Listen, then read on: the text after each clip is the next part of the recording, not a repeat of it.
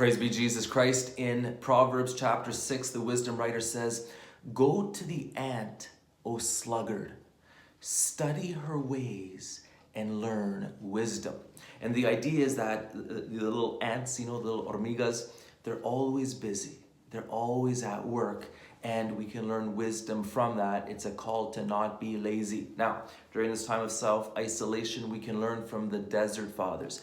The desert fathers were the men and women who went out by the thousands in the 4th century to the Egyptian desert and some of Palestine and Syria, and they lived alone, many of them, in a cave or in a little hut, and they passed on the wisdom they learned about living in solitude.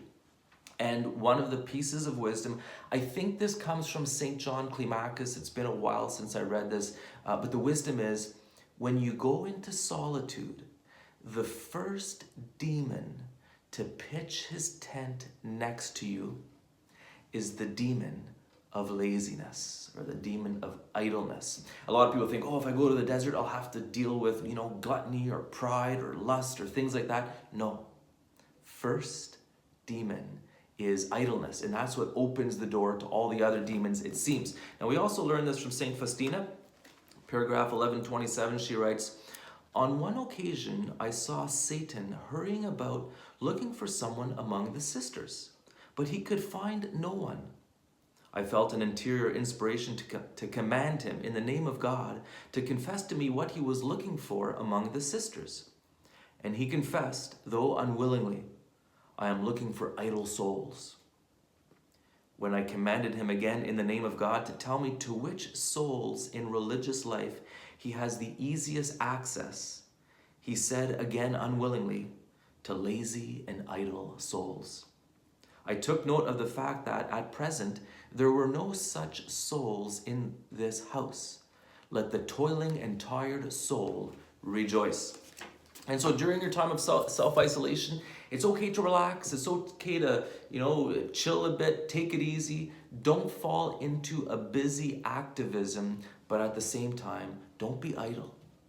Have your tasks, your projects, things that keep you busy. There's a basic principle in the spiritual life. Idleness, laziness is exhausting. When we're idle, when we're lazy, our spirit dies. It's like our spirit loses its fire and we have no power to do anything. It exhausts us. And so it's important to consult the Lord, say, "Lord, how do you want me to use my time?"